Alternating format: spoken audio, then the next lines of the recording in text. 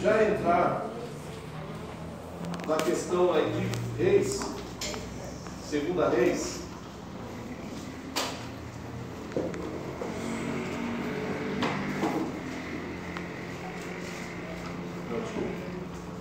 Nós paramos em Elias, né? Nós falamos um pouquinho sobre o profeta Elias, depois vem o profeta Eliseu, e a gente entende que, a partir do momento que entra Reis e Crônicas, você já tem a divisão dos dois territórios que está dentro de Israel e Judá. Tá? Então, basicamente, o que acontece é essa divisão. Você tem Israel, tá? Com a capital Samaria, e você tem Judá com a capital Jerusalém. Tá? Então você tem Israel, Samaria, que foi lá o território dividido, com Jeroboão. Aqui ficou Judá e uma parte da tribo de Manassés, a outra 10 tribos e meia foi juntamente com Jeroboão. Então nós temos essa divisão. E aí nós temos o que a gente chama de Reino do Norte e Reino do Sul. Tá? E elas têm justamente essa divisão por causa dos dois reinos. Acontece, como nós falamos na aula passada, o reino de Israel acaba se desviando da parte do Senhor. Assim acontecendo, vem tomar conta desse território o povo assírio. Tá? E aí, Judá ainda consegue se manter um pouco mais intacta. Mas acontece que mesmo o reino da Síria, quando eles levam parte de Israel, logo a gente vai perceber que vem já um território maior, que é Babilônia. Babilônia assume o rei da Síria, assume todo o território e vai até Judá. Só que Babilônia ela vem, primeiramente, apenas tomar uma parte do que tem e pede que o povo pague seus tributos a Babilônia.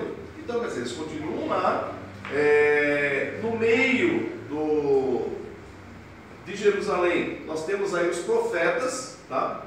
Quando a gente fala do reino da Síria, mesmo antes do reino da Síria, o povo se desviando, antes de qualquer domínio que venha tomar posse das terras, você tem os profetas, tá?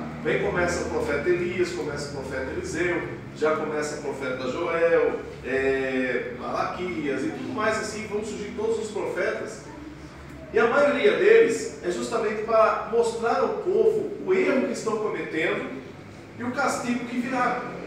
Por que Deus manda os profetas? Qual o motivo dos profetas? Correção. Para tentar consertar, para que haja arrependimento. Mas, logicamente, a mensagem dos profetas é: arrependam-se, porque senão haverá destruição.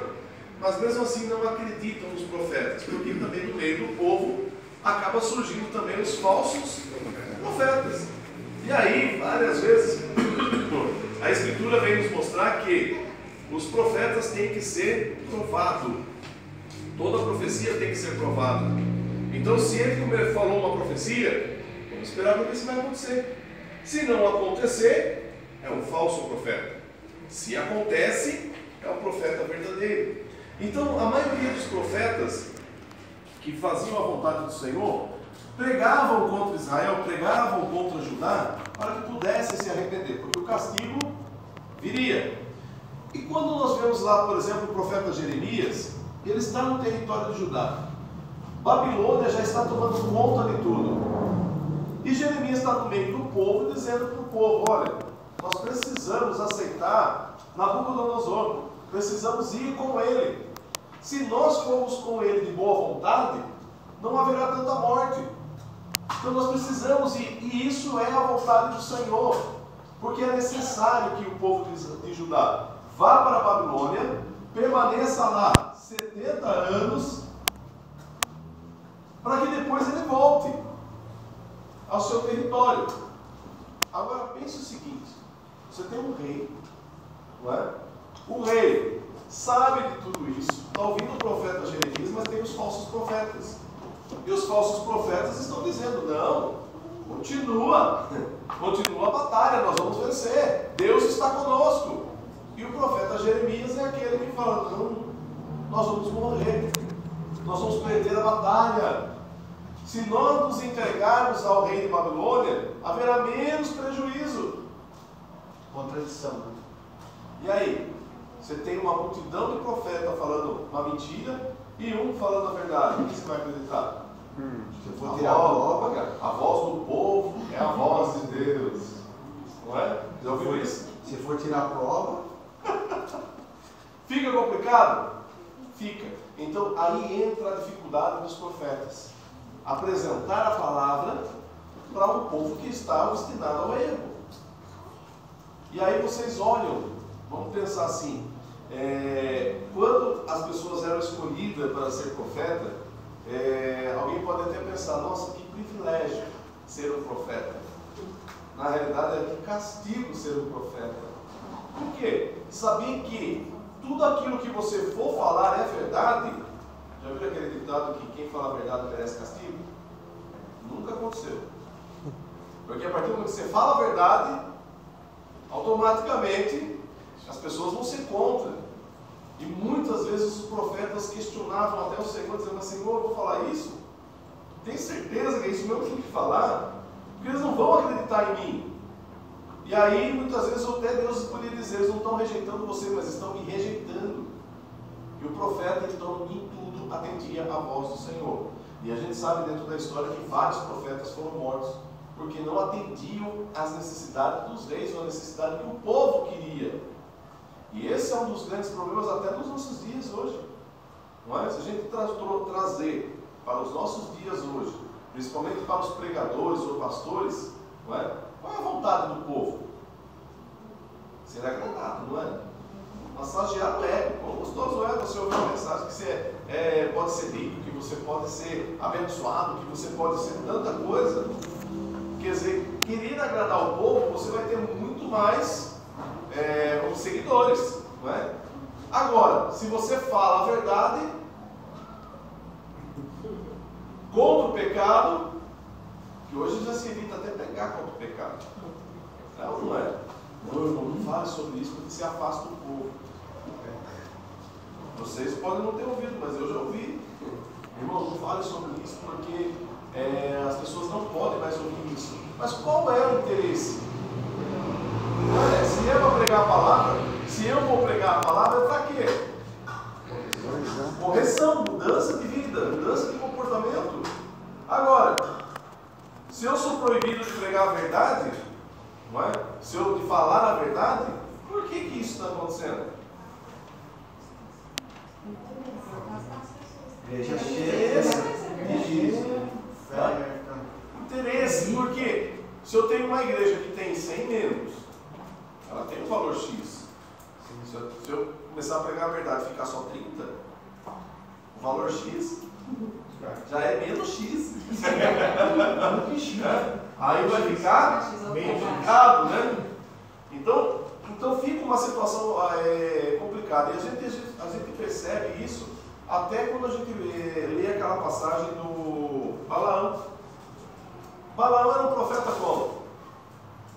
Assalariado. Que ele trabalhava por interesse. Então quer dizer, se trabalharmos por interesse, estamos trabalhando fazendo a vontade de Deus?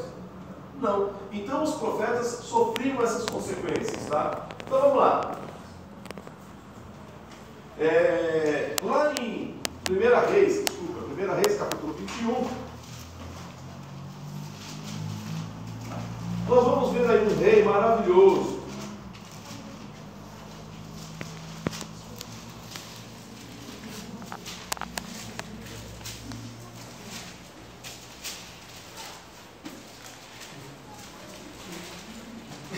Nós vimos lá o profeta Elias.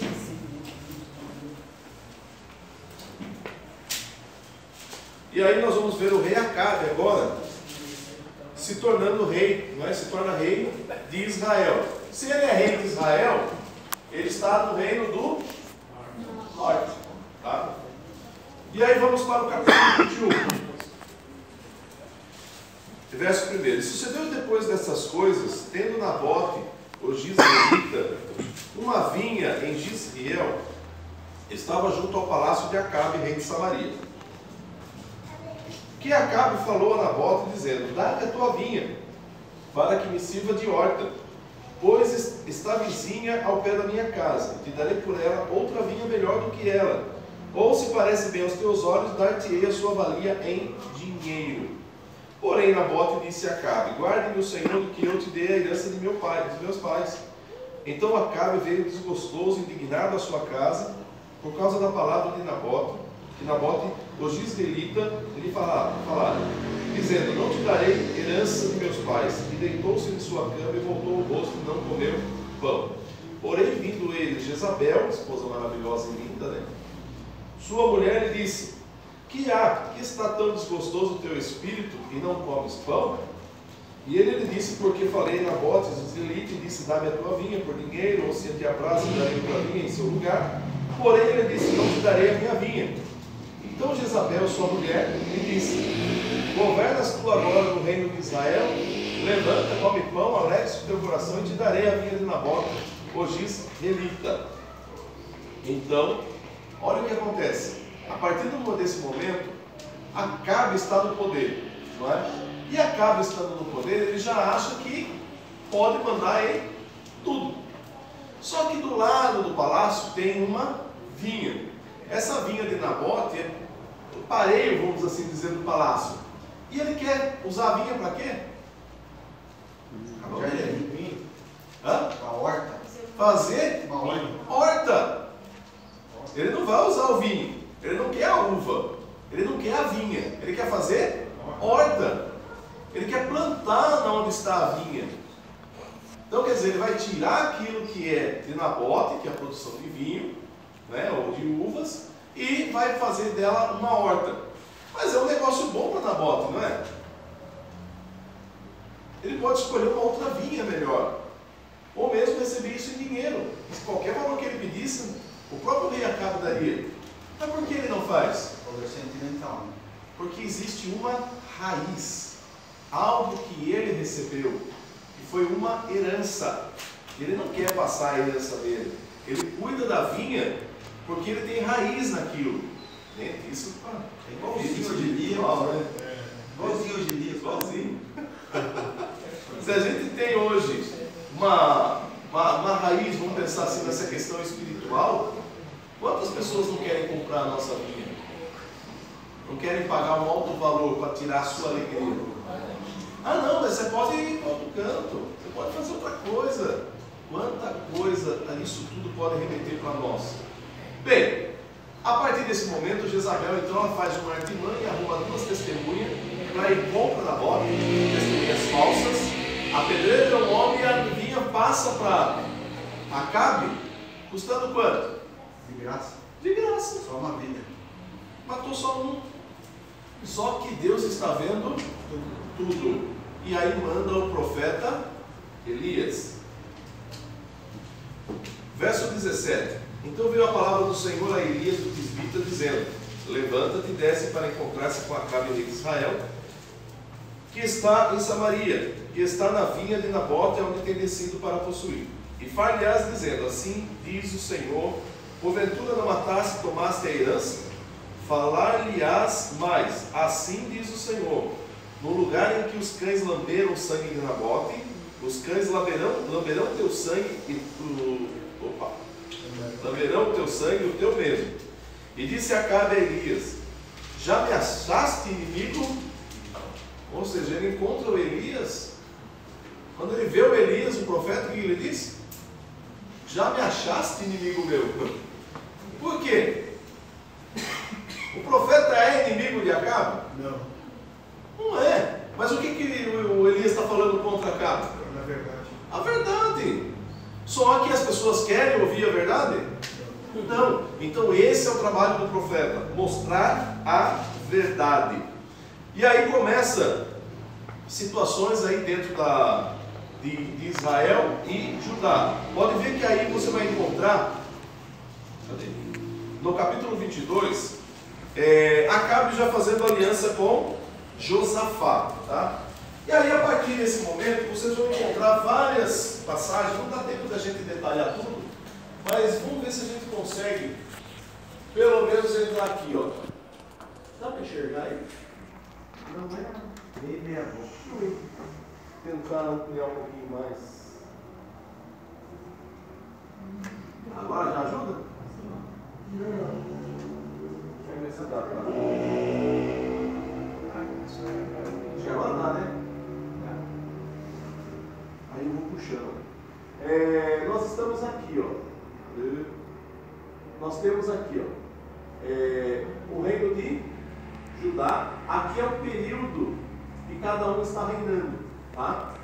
Que cada um está passando. O que acontece? Às vezes você ouve lá, você está lendo a passagem, está falando sobre Roboão, e aí fala de Israel, que é Jeroboão. Por isso que nós temos que tomar muito cuidado, principalmente na questão quando você está lendo, para entender sobre qual reino ele está falando. Porque às vezes você lê, parece que é tudo a mesma coisa. Porque para nós Israel e Judá é tudo igual, é tudo judeu. Não é assim? Só que na realidade tem uma grande diferença. A gente sabe que, ó, nós temos o reino do norte e o reino do sul. São reinos separados, são situações separadas. O reino de Israel, ele vai ter uma diferença, e de Judá também, tá? Porque em Judá é onde vem a Jerusalém. Então a gente sabe que o templo está em Jerusalém, tá? Então nós vamos ter aí em Reis e Crônicas, basicamente, nós temos aí vários reis dentro das passagens de Reis e vários reis também dentro da passagem de Crônicas, tá? Eu não vou entrar em todos os detalhes dos reis, porque senão a gente vai ficar aqui quase 2 anos só pensando em reis e só pensando em crônicas, tá? E eu sei que vocês são estudiosos da palavra, não é? Já começaram a fazer a leitura dos textos bíblicos. Eu sei que em questão de 2 meses aí você já lê os 2 livros tranquilamente, né?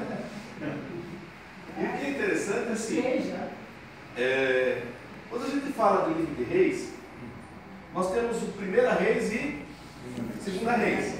Mas os livros eles não eram separados assim. A gente só tinha o livro de Reis e o livro de Crônicas.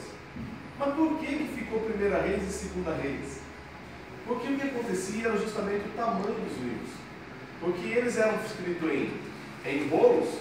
Então em rolo ele era feito um rolo só. Então era um rolo de Reis e um rolo de Crônicas. Porque estava escrito em hebraico. E hebraico não tinha vogais. Então, e as palavras eram tudo unidas, porque você tinha que usar os códigos para poder fazer a tradução ou mesmo a leitura. E somente os sacerdotes faziam isso. Acontece que quando Alexandre o Grande invade Jerusalém, pouco antes logo depois de Babilônia, ele invade Jerusalém e descobre que lá tem uma biblioteca enorme. E os gregos são apaixonados por leitura, igualzinho o povo brasileiro. Gosta de ler, é uma bênção. Né? E aí, eles invadem e encontram esse livro sagrado, né, que são vários da parte do livro sagrado, e resolvem traduzir para o grego, né, por livre espontânea vontade. 70 anciãos ali falaram assim, ó, ou vocês traduzem ou morrem. Eles traduziram, livremente, alegre, feliz, né, um trabalho que durou um bom tempo, e aí eles fizeram as traduções. Só que, você pegar o hebraico e transformar em grego, o grego tem vogais. O que vai acontecer? E você já não tem, já não é mais pergaminho, já são papiros. Então agora é como se fossem folhas. Quer dizer, a quantidade de folhas agora se torna muito grande. Então o que é necessário? Dividir o livro. Então o rolo de Reis se tornou 1 Reis e 2 Reis. Depois a gente tem 1 Crônicas e 2 Crônicas, mas era um livro só. Nós tínhamos também o livro de Esdras e Neemias, que era um livro só. Só que devido ao tamanho foi dividido também em 2. E assim por diante. Com 1 Samuel, 2 Samuel. Justamente por causa da tradução, houve uma expansão maior, justamente porque agora está entrando mais palavras, tá? Mas o texto é o mesmo, ok? Aí vamos entrar na crítica literária. Ah, mas nessas traduções, nessas transformações de palavras, pode ter mudado alguma coisa? Será que não pode ter alguém corrompido a palavra? E alguns até levam assim, não, a gente fala que os textos originais eram perfeitos, mas os nossos têm defeitos. Sabia disso? Não? Para mim, vocês até agora? Esse aí é cópia. Nós somos cópias, né? As nossas traduções são cópias. Mas será que essas traduções também podem ter acontecido erros? Lógico, é normal isso acontecer. Só que o mais interessante é que assim, esses erros que entraram, que surgiram dentro da palavra, ninguém quis alterar. Por exemplo, existe uma passagem em Reis, depois eu posso até pegar e mandar para vocês. Mas melhor, quando a gente entrar em bibliologia, aí vocês vão entender o que eu estou falando, tá? Aí eu passo para vocês todos os textos. O que acontece? Existe uma passagem lá, eu não vou falar o número certo, mas eu vou só dar um exemplo.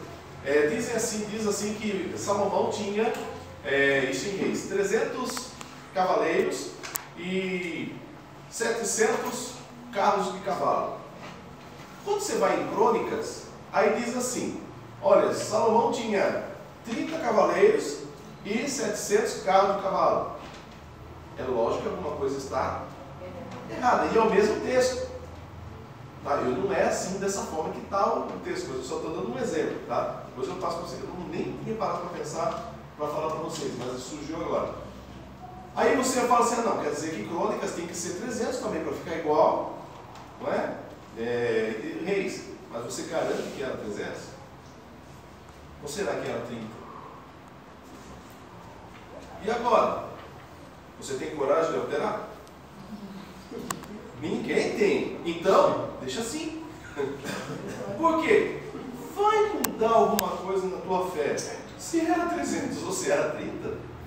Não. E o que é interessante é que a parte doutrinária da palavra de Deus, ela sim, não muda em nada. Não muda em nada. Um exemplo disso, a gente vai ver isso no livro de Atos, que é um outro exemplo de erro, mas que é fácil de se entender. Por quê? Quem é o escritor de Atos? Lucas. Lucas, ele escreve no capítulo 9 a história de Paulo. Só que ele conhecia Paulo? Não. Ele ouviu falar da história de Paulo. E o livro de Atos é um livro que está sendo escrito e sendo mandado como forma de cartas para Teófilo. Porque ele começou contando a história de Jesus, conheceu os apóstolos, se infiltrou no meio dos apóstolos, continuou escrevendo. E aí ele continuou agora escrevendo Atos dos Apóstolos, para nós, como foi traduzido Atos dos Apóstolos. Por quê? Agora ele viu a história de Cristo e colocou a história da igreja, ou melhor dizendo, a história dos apóstolos, ou melhor dizendo, a história do Espírito Santo, que é o trabalhar dentro do livro de Atos. Então ele está escrevendo, vamos imaginar o seguinte, capítulo por capítulo, ele está mandando para Teófilo. Uma vez mandado, não é igual batizado que você pode ir lá e apagar, excluir o que você mandou escrito, né? E mandar de novo. Não. Uma vez mandado, já foi. Teófilo podia pegar aquilo, fazer cópia e espalhar. Olha o que está acontecendo. E graças a Deus por isso que chegou até nós, essas cópias. Aí, eu não lembro agora se é o capítulo 16 ou 17, que Lucas mesmo conhece o apóstolo Paulo. E ele gosta do apóstolo Paulo e se infiltra no trabalho do Paulo. E começa a andar com Paulo. Você vai perceber que no texto, Lucas diz assim, e fomos com Paulo naquele navio. Quer dizer, então ele está escrevendo e está dizendo, fomos juntos, quer dizer, eu já estou junto com Paulo.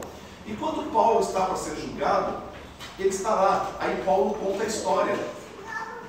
E essa passagem é tão interessante que ele diz assim, ó, vamos ler, às vezes falando, vocês não vão entender. Vamos lá. Atos dos Apóstolos, capítulo 9.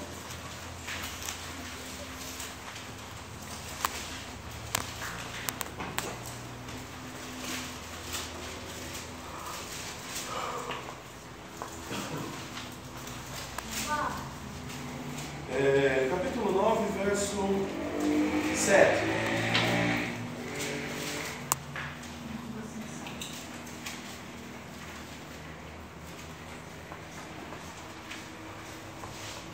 Depois, vamos lá para Atos, capítulo...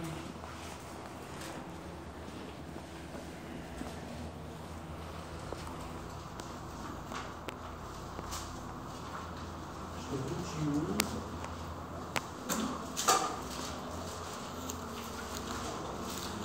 É capítulo 22 e verso 9. Tá? Então vamos ler primeiro o capítulo 9 e o verso 7.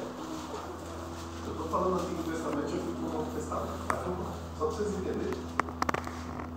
E os varões que iam com ele, estavam com Paulo, pararam espantados, ouvindo a voz, mas não vendo ninguém.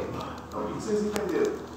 E os homens que estavam com Paulo, na realidade, ouviram a voz, mas não viram ninguém. Beleza? Então, agora vamos lá para o capítulo 22, verso 9. E os que estavam comigo, isso agora é Paulo contando a sua história. E os que estavam comigo viram em verdade a luz e se atemorizaram muito, mas não ouviram a voz daquele que falava comigo. E agora? Está errado? Está errado ou não está? Ô pastor, perdi minha fé na Bíblia agora. 7, verso 9, né? E 22, verso 9. Não, desculpa, é 9, verso 7, depois 22, verso 9. Está errado? Tem diferença? Eu não tenho. Eles ouviram ou não ouviram? Em Lucas, Lucas escrevendo na Atos 9, fala que não ouviram, porque a história chegou para Lucas. E como foi a conversão? E a gente sabe que a história sendo contada, outra coisa pode mudar, né? Só que agora ele está junto de Paulo e ouviu a história real. E Paulo está dizendo que eles não viram, eles viram a luz, mas não ouviram a voz. Aí Lucas podia dizer aqui na 22:9 meu, dá a impressão que ouviram. A impressão que dá aqui. O que diz aí? Diz assim, ó, os que estavam comigo viram a luz, sem contudo perceberem o sentido da voz. Sentido da impressão que é a direção onde vinha. Olha como só que adaptaram, né? Não entenderam a voz. Ou seja, por que fizeram essa adaptaçãozinha? Por quê? Se você pegar a tradução de João Ferreira, porque ele já vem direto do grego. Quer dizer, um diz que ouviu, o outro diz que não ouviu. Agora você vai falar assim, existe contradição? Existe. Aí o que eu faço então, na hora que eu vou traduzir? Um ajustezinho só para dizer que não tem. Não é gambiarra, é ajuste. Eu preciso fazer isso? Não preciso. Eu preciso entender realmente como foi a história. Mas as pessoas ficam com medo de as pessoas encontrarem isso. Aí, ó, tá vendo? A Bíblia tem contradição. Mas espera aí, gente, a gente tem que entender o contexto bíblico. Por quê? Lucas está escrevendo, ele tinha como ligar para Teófilo e falou, viu? Ó, aquele capítulo que eu mandei para você, dá uma consertada porque agora eu vi a história real. E isso prova que os textos foram escritos por homens. Então, por mais que haja esta falha, mas foram falhas de homens. Então, eu vou descartar esse livro? Não vai mudar o que na sua vida se eles ouviram ou não ouviram? O problema foi deles, não foi nosso. Agora, o que eu sei é que a conversão de Paulo foi real. Vocês estão aqui por causa do quê? Por causa do quê? Justamente porque Paulo se converteu e foi pregar aos gentios. Se não fosse Paulo, nós aí estaríamos seguindo o judaísmo. O evangelho não nos alcançaria. Poderia até alcançar, só que de forma errada. Ou seja, seguindo a lei. Então aqui vocês hoje estarem tudo vestidos de forma diferente, porque estão tem que seguir a lei. Então seria diferente? Só que Paulo, quando ele é colocado, Deus o coloca como apóstolo no meio da igreja, já justamente justamente para mostrar que existe a liberdade, a graça. E hoje nós vivemos o tempo da graça e não mais a lei. Então, pode ver que a maioria dos livros que estão no Novo Testamento, quem escreveu? Paulo. Não vai questionar.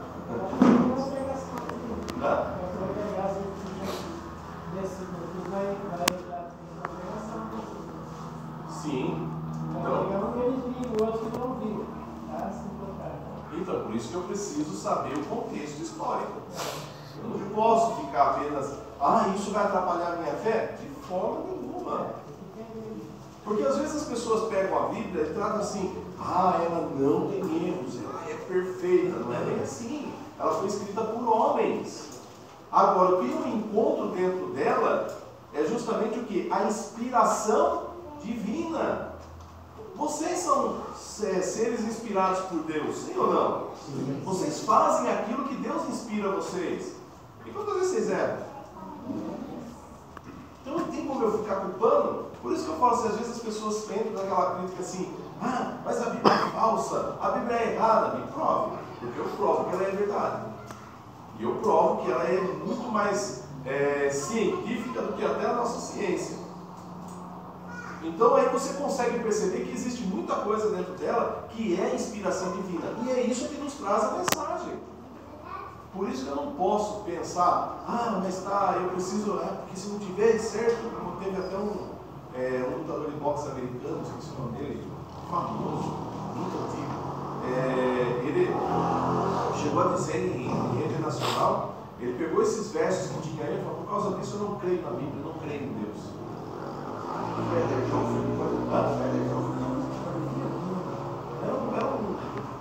lembro o nome dele agora, sul-americano, que foi até a inspiração para o rock, o lutador rock. Muhammad Ali. Muhammad Ali? Muhammad Ali. Esse aí. Ele falava justamente esses versos dizendo, por causa disso eu não creio em Deus. Problema dele. Porque ela tem muita coisa que fala conosco ou não fala? Sim. Cabe a cada um interpretar e entendê-la. Por isso que nós precisamos entender que existem falhas. Mas eu creio que o original estava certo. Que nem quando Lucas escreveu, ele escreveu porque ele ouviu. A história estava sendo relatada. E ela teve que ter mudança, porque agora ele está vendo o próprio contador da história. Que vai dar diferença, isso é lógico. Tá? Então eu não preciso fazer adaptações. Quem sou eu para dizer que aquilo estava certo e aquilo estava errado? É somente olhar e falar, entender realmente o que houve nas escrituras. Tá? Tranquilo? Só uma perguntinha, dentro dessa questão de linguagem, de tradução, hoje a gente vive uma nova versão, uma atualização do português. Sim. Acho correto dizer assim, chamar Jesus de você? Uma maneira mais, como se dizer, informal.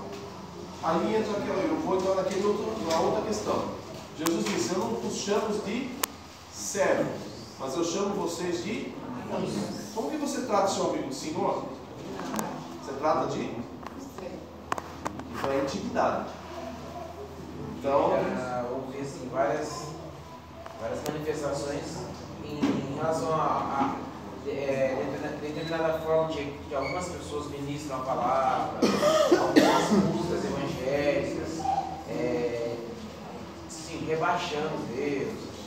Mas tem algumas coisas que realmente fazem. fazem. Deus no Antigo Testamento, quando fala quem é, fala que diga, como para Moisés, né? Eu sou.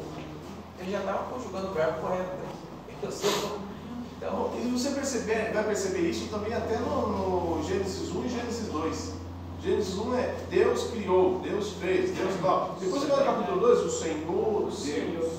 Então quer dizer, há uma forma diferente de falar. Né? Quando Jesus vem, né? Eu falo assim, por que você trata alguém de Senhor? Questão de respeito, questão de autoridade. É como você aprendeu também. Eu não vou chegar para o Bolsonaro e falar, você vai, né? Posso mais. Agora eu vou ter que chegar o quê? Vossa Excelência. Excelência.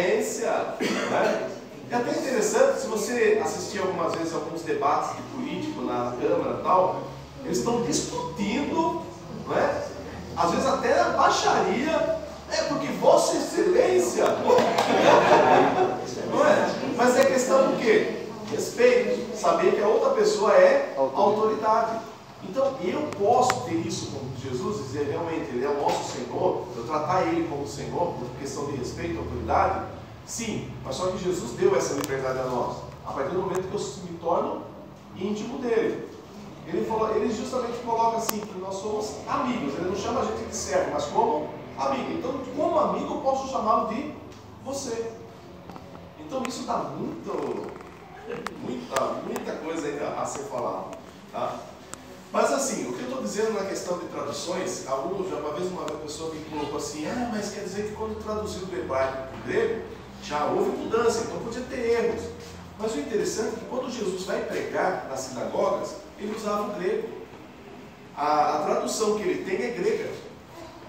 E a tradução que ele vai utilizar na sinagoga é grega, que era para o povo. Dentro do templo estava o hebraico. Jesus alguma vez questionou? Olha, eu vou ler essa passagem aqui de Isaías, mas tem esse verso aqui que está errado, porque no hebraico não foi assim que eu pedi para escrever. Tem? Não, porque não houve mudança. Isso é um exemplo, eu estava comentando com ela aqui antes. O livro do profeta Isaías.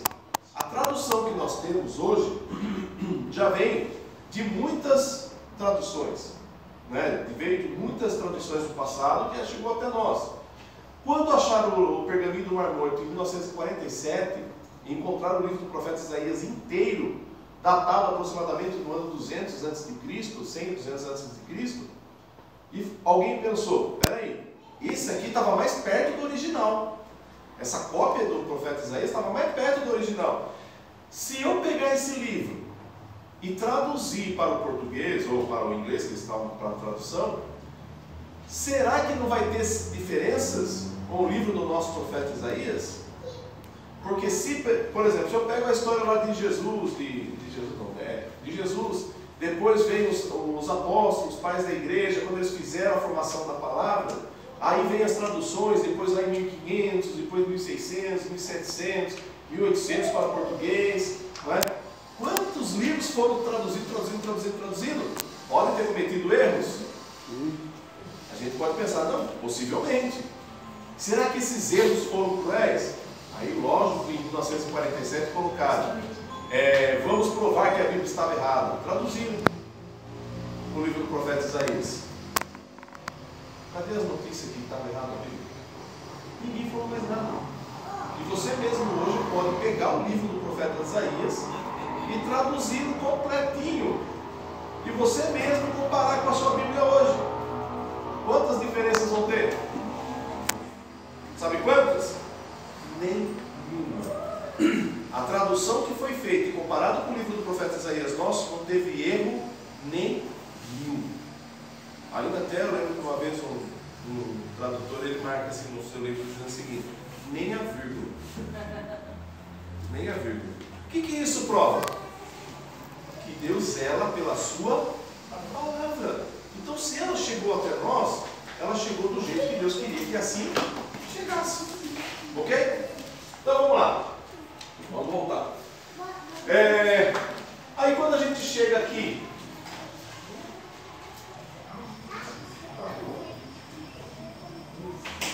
foi-se a bateria. Quando a gente chega agora no livro de Reis e Crônicas, tá?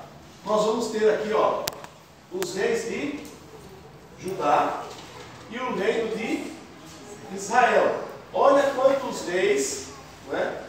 Quantos reis de Israel, quantos reis de Judá. E do lado de lá, você tem os anos, depois eu vou mandar isso para vocês, tá? Do lado de cá, nós temos os profetas que viveram esse período. Então nós temos lá os profetas de Israel. Só no começo. Quem está pecando mais? Por quê?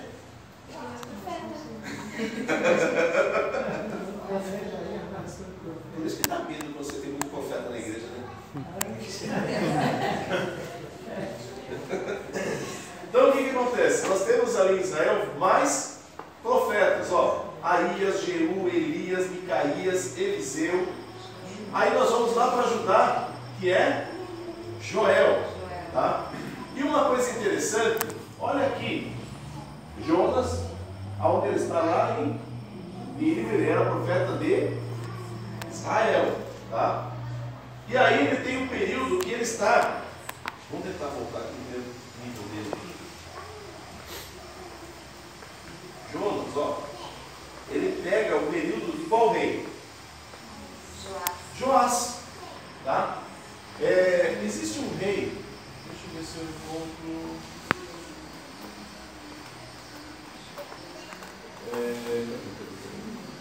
Joás. Tá. Aqui, ó. Quando eu pego aqui Isaías até Ezequias. Ezequiel, né?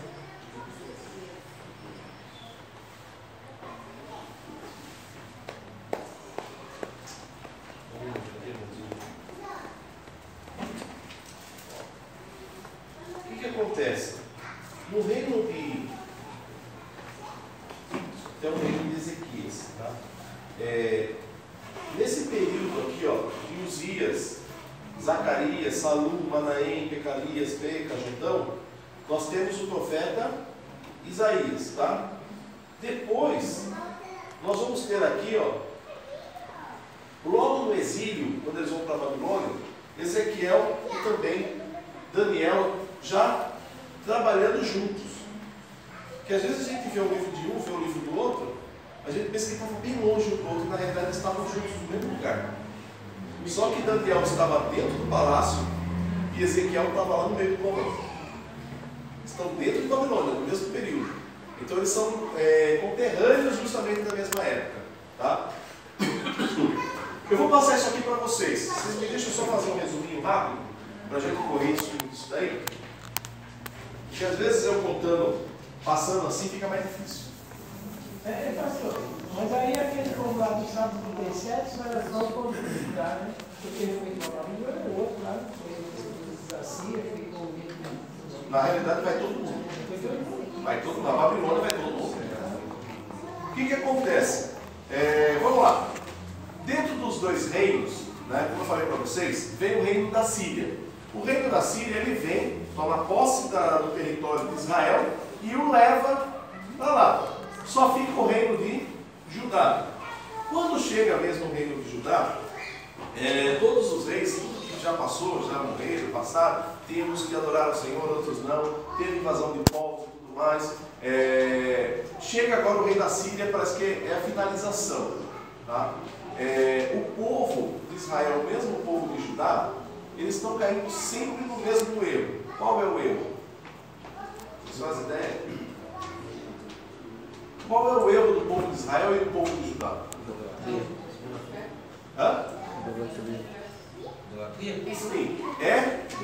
idolatria. Eles estão deixando de servir a Deus para servir aos deuses. E Deus gosta disso? Deus, ele não suporta. Então o que ele faz? Ele avisa através dos profetas. Só que o povo está se arrependendo. Existem alguns reis que vocês vão notar que a Bíblia diz assim: e ele serviu em todo o seu tempo ao Senhor, e Deus o abençoou. Tem um rei chamado rei Josias. Quando ele está lá no reino de Judá, e o reino assim, existe o templo, está abandonado, o povo está fazendo o que quer, e o rei Josias assume o poder. E a primeira coisa que ele faz é justamente o quê? Mandar fazer uma limpeza na casa de Deus, tentar restaurar o templo. Não é? Quando eles estão lá restaurando, o sacerdote que está lá, encontra o rolo do profeta, o rolo dos manuscritos de Moisés, que são as leis, ou melhor dizendo, o Pentateuco para nós. Ele achou um rolo guardado lá, vários rolos, e leva ao rei. E o rei diz: o que é isso? Nós encontramos dentro do templo. Então leia. A hora que eles começam a ler, principalmente na passagem que fala da Páscoa, que Deus livrou eles do Egito e trouxe até aquele território. O rei Josias começa a ouvir a história pela primeira vez. E ele começa então a entender todas as coisas que estão acontecendo naquele lugar. A Bíblia diz que no mesmo instante, Josias rasga as suas vestes, se lança no chão, se cobre de pó e diz: ai de nós, porque erramos. Vamos fazer novamente o que tem que ser feito. Ele manda derrubar todos os altares e voltar o culto ao Senhor. E a Bíblia diz assim: não houve nenhum outro rei semelhante a Josias que se converteu ao Senhor verdadeiramente. Então é uma coisa assim extraordinária. E aí você percebe daí Deus dizendo, porque havia uma promessa de que haveria destruição. Aí quando ele se converte, Deus vai e avisa ele: olha, no seu tempo não irá acontecer, mas a partir do momento que os seus olhos se fecharem, a destruição virá. Porque ele se converteu, não é o resto do povo. E aí volta novamente a adoração ao Senhor dentro do templo. Então o templo do Senhor está lá, meia boca, vamos assim dizer. Por quê? Já foi destruído uma certa parte, foi arrancado o ouro de certa parte. Por exemplo, a questão do próprio rei Ezequias. O rei Ezequias, quando ele está no território, o rei da Síria está vindo, o próprio Senaqueribe. E aí ele fica numa situação que ele fala, ele está fechado, fechando a cidade, ele não sabe o que fazer. O que ele faz? Ele manda retirar o ouro e prata que está dentro do templo. Tudo que tinha de ouro e prata, ele retira, para tentar negociar com o rei da Síria. Ele retira as coisas que estão dentro do templo para negociar. E o rei da Síria pega, mas não aceita o negócio. Ou seja, o que adiantou? Aí que o rei Ezequias, então, o profeta vem, fala com ele, e ele então resolve orar ao Senhor. E aí ele levanta-se e diz ainda para o povo: não se perturbe com o rei Senaqueribe, porque com eles está o braço do homem, mas conosco está o braço de Deus. Você já ouviu essas mensagens, né? Está conosco o braço do Senhor. Então não se preocupem. O povo ficou tudo animado. Conosco está o Senhor. Aí chega o exército do rei da Síria e cerca Judá. Cercou Judá, lá próximo a Jerusalém. E lá os negociadores tentam falar com o povo de cima do muro, com o povo da Síria. E eles falam a linguagem do povo que está dentro de Israel. E aí eles dizem: viu, vamos falar na linguagem da Síria, não precisa falar na nossa linguagem, porque o que os negociantes queriam era o quê? Tratem com a gente, porque não vamos enfraquecer o coração do povo. Só que eles falaram: não, nós vamos falar na linguagem para que todo mundo ouça. Se vocês se entregarem ao rei da Síria, vocês vão viver, mas agora se vocês quiserem continuar presos aí, nós vamos invadir, vamos destruir. Por um acaso vocês viram algum dos deuses lá atrás de outras cidades que conseguiram impedir o Senaqueribe? Nenhum. Qual é o Deus de vocês que pode fazer isso? E aí ele escreve carta para Ezequias. Ezequias pega a cartinha e fala: olha aí, veio que endereço errado, essa carta é minha. Quem está falando mal não é de mim, está falando mal de Deus. O que ele faz? Ele entra dentro do templo e ele vai orar ao Senhor e diz: Senhor, dá uma olhadinha. Ainda eu acho engraçado quando ele faz essa oração. Ele diz: Senhor, abre os teus olhos e lê. Olha aqui que está escrito. E Deus então avisa o profeta, que vai ao encontro de Ezequias, que é o profeta Isaías, e fala: olha, Deus manda dizer que agora a luta não é tua, a luta é do Senhor. Está vendo? É para falar com a pessoa certa. Quantas vezes a gente sofre por falar com a pessoa errada? Fala com a pessoa certa que ele resolve. E assim, Deus manda um anjo e o exército todo é destruído. Beleza, ótimo. O rei Ezequias então ficou maravilhado, que bênção, adora e tudo mais. Mas acontece que recebe Ezequias alguns visitantes. E uma coisa interessante é que logo depois disso tudo, há uma passagem que Ezequias está doente e está para morrer. E o profeta chega e fala: olha, tem uma notícia para te dar. Que é: prepara as suas coisas, daqui 15 dias tu vai morrer. E o profeta já sai. Não tem esse negócio de Se ele vai entregar a mensagem de Deus, ele entregou, vai embora. Não tem que ficar levando conversa. Quando ele está saindo, o rei Ezequias, quando ouve isso, vira o rosto para a parede, chora, e aí Deus fala para o profeta, ó, volta lá falar com Ezequias. E diga para ele que eu ouvi a oração dele e vi as lágrimas dele. E diga para ele que eu vou sará-lo. Mas espera um pouquinho. É linda essa passagem. Você já viu muitas pregações sobre isso, né? Mas nós temos um grande problema aí. Uma grande dificuldade. Ezequias serviu o Senhor. Deus queria justamente o quê? Que Ezequias, depois de 15 dias, Ezequias, se morresse, ia para onde? Para onde ele iria? Para o seio de Abraão. Ou seja, num lugar onde todos que creem no Senhor iriam, porque ele cria no Senhor. Deus estava olhando lá na frente. Então disse para Ezequias, daqui 15 dias tu vai morrer. Ezequias ora. Fala, Senhor, tem misericórdia. Aí Deus fala, eu vi as tuas lágrimas e vi a tua oração. Vou te dar mais 15 anos. Deus muitas vezes tem um projeto. Deus muitas vezes tem um plano. E muitas vezes, por insistência sua, ele pode até mudar o projeto, pode até mudar o plano. Só que vai ser bom. Quem que está escolhendo? Então você sofre as... O problema agora não é mais o Senhor, é o que você pediu. Você tem uma visão ótima do futuro. Tem? Não, por isso que a melhor oração é aquela que Jesus fez. Senhor, não seja feita a minha, mas a tua. Porque a vontade do Senhor é melhor que a minha.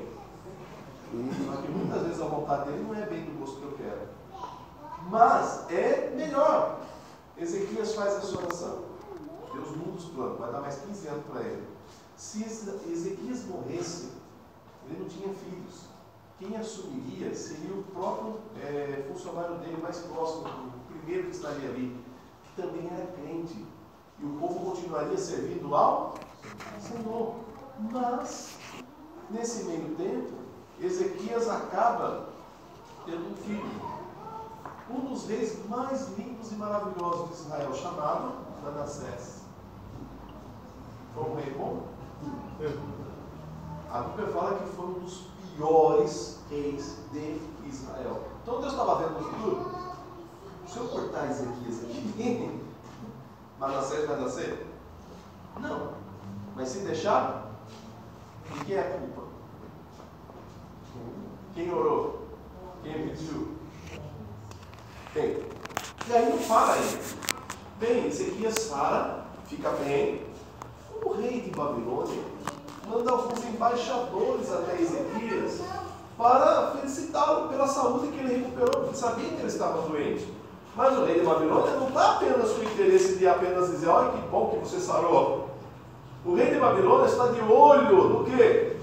Jerusalém. Ele quer invadir o território, ele está invadindo tudo. E o Ezequias, boca aberta, recebe os dois e para dizer, ó, vem cá, vou mostrar para vocês o que eu já fiz nesse reino. E mostra tudo. Abre até a casa do tesouro. Olha tudo que eu fiz, tudo que eu tenho. E logo os embaixadores vão embora. Cresceu o olho dos embaixadores? Lógico. Mostrou tudo que tinha. Aí o profeta vai ao encontro de Ezequias e diz, viu, você por acaso mostrou alguma coisa para os embaixadores? Ah, mostrei tudo. Então tudo isso será levado. Tudo isso será levado para a Babilônia. E aí entra até a dúvida. Será que Ezequias morreu convertido? Não cabe a nós julgar. Deixa para o Senhor. Ou seja, complicado. Quando às vezes eu quero mudar os planos do... Se eu mudo os planos do Senhor, eu estou passando agora a responsabilidade para mim. Deixa na mão do Senhor, Ele sabe o que faz, não sabe? Então peça quando for orar e diga, Senhor, seja feita a tua vontade. Bem, e aí vocês vão ver todos esses reis e tudo mais. Acontece então que Babilônia invade Jerusalém, leva tudo, e o templo é destruído. Nós tivemos o primeiro templo, que era o templo de Salomão. esse templo se acabou. Arca do concerto, cadê? Apareceu. Sumiu do mapa. Todas as coisas foram levadas para Babilônia. Sumiu tudo. Uma caminhada aproximadamente, como se fosse de mais ou menos aí uns 600 a quase 1000 quilômetros de Jerusalém até o centro de Babilônia. Bem, levou tudo. Mas mesmo assim, o que é interessante é que Ezequiel, que é um dos profetas, ele está em Jerusalém. Pastor, então nessa destruição os documentos foram destruídos. Tudo. Os rolos. Tudo. Foi tudo embora. Lógico que muita coisa era guardada. Por exemplo, os essênios, a gente sabe muita coisa que ficou guardada dentro de caverna, escondido, para que ninguém roubasse. Mesmo os judeus também escondiam todas as coisas para quando voltassem eles tinham tudo em mãos. Pode ver que até quando Esdras e Neemias voltam, Esdras é o primeiro a fazer a recompilação de tudo, de todos os livros do Antigo Testamento. Esdras é o responsável para fazer trazer novamente as inscrições, os livros e tudo mais. Então o que acontece? Tudo é levado. E aí o próprio rei de Babilônia fala assim, olha, vou levar, mas vou deixar uma parte. E vou deixar um rei. Da vontade dele, fala, você vai ficar aqui, você vai fazer isso, vai pagar tributos a mim. O rei na hora falou, não, beleza, pode deixar com nós. Só que o profeta também ficou. Ele levou tudo que era bom para Babilônia. No meio desse povo está Ezequiel, o profeta Ezequiel. Só que ele não era profeta. Ele era para ser sacerdote. Ele estava em Jerusalém, estava em Judá, já se preparando, porque a partir do momento que ele completasse 30 anos, era o tempo que ele poderia assumir como sacerdote. O pai dele era sacerdote. Então tudo estava encaminhado. Vocês vão vendo, eu estou contando para vocês, vocês vão fazer o estudo, né? Que chato, vou pular essa parte. Aí, quando ele está sendo preparado para se tornar um sacerdote, aí vem Babilônia e leva tudo para lá. Agora ele deixou de ser sacerdote, ele vai ser o que agora? Escravo.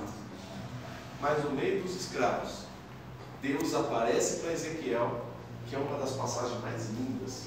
Você lê, você vê ele vendo a presença de Deus, os querubins e tudo mais, é uma coisa linda.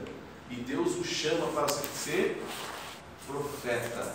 Deixou de ser sacerdote para ser porta-voz de Deus. Só que Ezequiel está no meio do povo, porque ele não era diferente dos outros. Aqueles que eram príncipes, que estavam lá no reinado, justamente no reino, como por exemplo Daniel e seus amigos, foram levados para o palácio. E também era a questão assim, dos mais inteligentes. O rei de Babilônia não era, vamos dizer, ignorante dessa parte. Ele queria saber, buscar a inteligência para se tornar um dos maiores reinos do mundo, e na realidade se tornou. E vai voltar novamente. Quando a gente lê Apocalipse, a gente vai ver Babilônia crescendo novamente. Por quê? Se tornando um grande reino novamente. Daí, Babilônia então está lá, você tem profeta Daniel, você tem profeta Ezequiel, e lá em Jerusalém, os velhinhos, os pobrezinhos, os doentes, é que ficaram. E Jeremias também. E Jeremias está no meio do povo. E lá o rei resolve fazer uma rebelião. Não, nós não vamos aceitar, não. Nós vamos lá para o Egito e vamos pedir ajuda. Aí Jeremias vem e fala, não faça isso. Senão vamos arrumar para a cabeça. Porque se fizer rebelião contra Nabucodonosor, olha o tamanho do rei Nabucodonosor. O que era Israel? O que era o Egito? Aí eles vão fazer coligação, mas ninguém quer ouvir Jeremias. E o profeta Jeremias é um dos que mais sofre, não é à toa que ele escreve um livro totalmente só de lamentações. É o profeta chorando. E aí, vão fazer rebelião, eles vão tentar pedir ajuda para o Egito. Nabucodonosor entra no Egito, acaba com o Egito. E vai e pega todo mundo de Israel e fala, vocês vão ficar lá também. E leva o restante do povo para... E aí o templo realmente é destruído de vez. Mas o profeta Jeremias é separado. O próprio rei Nabucodonosor manda um dos seus coronéis e fala assim, se você encontrar o profeta Jeremias lá, pergunte para ele onde ele quer morar. E deixe ele lá. pensar. Não é à toa que dentro das passagens bíblicas você vai encontrar o próprio Deus usando os profetas dizendo: o meu servo Nabucodonosor. Peraí, mas ele era pagão, servia a outros deuses. Por que Deus está dizendo que ele é servo? Porque ele está fazendo uma coisa que Deus já havia determinado. Ele está obedecendo. Então Nabucodonosor está fazendo aquilo que realmente precisa acontecer. Por que esse povo está sendo levado para a Babilônia? Porque agora eles vão sarar. Serão 70 anos dentro de Babilônia. E quando chega lá os profetas dizem: olha, o negócio é o seguinte, nós estamos aqui reunidos, estamos aqui agora em Babilônia, e Deus manda dizer que é para nós aqui casarmos, ter filhos, fazermos casa, e vamos morar aqui durante 70 anos, depois nós vamos voltar. Então não fique chorando ou choramingando, dizendo: ai, como era bom lá. Acabou, faça a sua vida agora aqui. Perdeu o privilégio de voltar para as suas terras. Vamos fazer a nossa parte agora em Babilônia. E isso, se nós pararmos para analisar a nossa vida espiritual, quantas vezes a gente acha ruim onde a gente está? E quando a gente é levado para outro lugar, ai, como era bom lá. Não é? Ai, tinha tanta coisa boa ali, agora estou aqui sofrendo. Igualzinho o povo de Israel. Igualzinho, não muda nada. Até o povo de Babilônia, os caldeus, ainda chegam dizendo para eles: viu, vocês tocavam músicas, não é? Isso está lá em Salmos. Vocês tocavam músicas. Cantem, toquem para nós. A gente já pendurou nas árvores aí os instrumentos. Não tem mais por que cantar. Não tem mais por que tocar. Lá a gente tocava e cantava porque nós estávamos onde Deus queria. Aqui, agora, fora da presença de Deus, deixamos tudo, perdemos tudo. Vão para a Babilônia. E em Babilônia, eles aprendem a maior lição da vida deles: adorar somente a Deus. Quando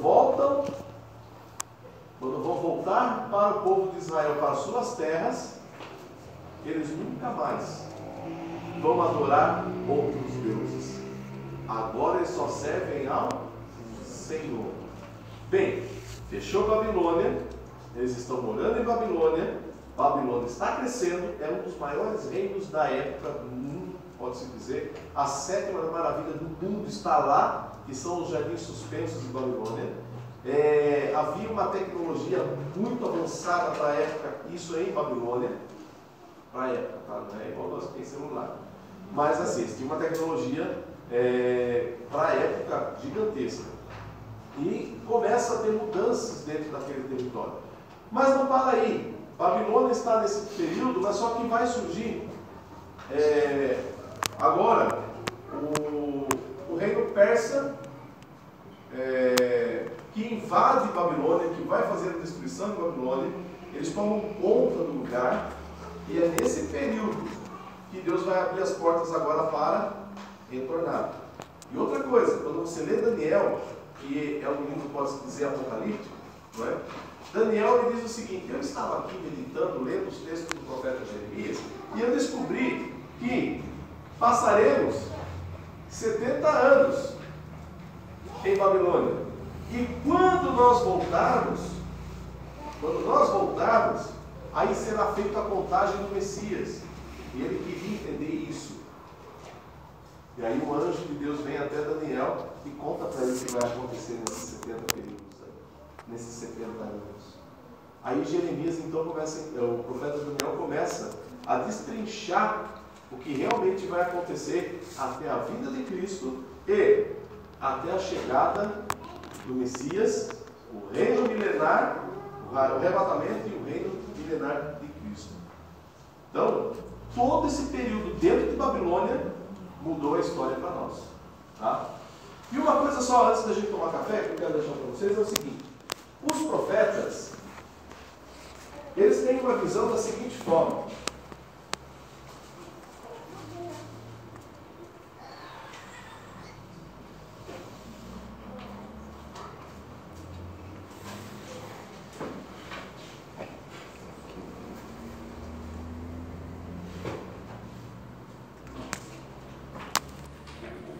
que vai acontecer? O que tem lá?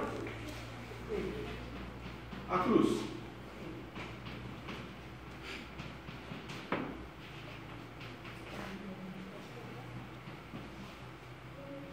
A visão dos profetas, dentro do sistema profético que a gente vê dentro da palavra, é da seguinte forma.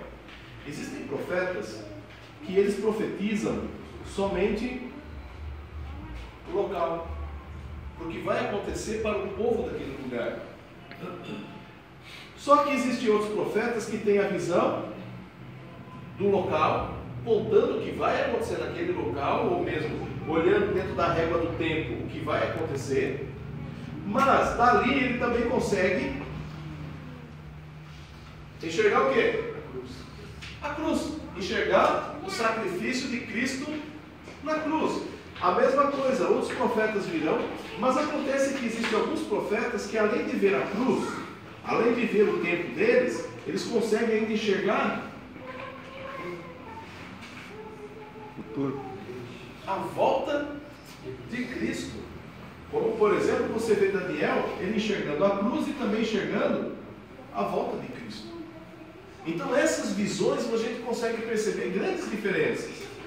Eles estão muitas vezes profetizando para aquela situação local, mas também muitas vezes está profetizando para o que vai acontecer já na época de Jesus, e muitas vezes está profetizando ainda o que vai acontecer.